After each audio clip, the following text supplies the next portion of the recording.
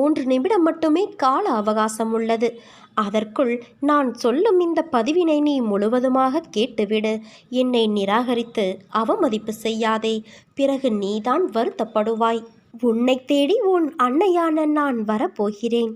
அன்பு குழந்தையே, என்னிடம் நீ முழு மனதோடு கேள். என்னிடம் உள்ள அனைத்தையும் நான் உனக்கு தருவேன். ஒவ்வொரு நிலையை நினைத்தும் நீ எதற்கு வேதனைப்படுகிறாய்?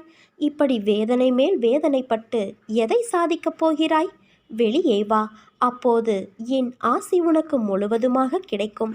வெறும் வாய் வார்த்தைகளால் நான் இதை சொல்லவில்லை. நான் உன்னோடு இருக்கும் பொழுது உன் கவலைகளை என் பாதத்தில் வை. அதன் பிறகு நடப்பதை பார். உன்னை படைத்தவள் நான்.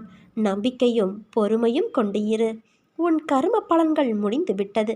எப்போது நீ என்னை நினைவில் நிறுத்தி கொண்டு பூஜை செய்தாயோ அப்போதே உன்னுடைய கர்ம பலன்கள் பொடி பொடியாகிவிட்டது.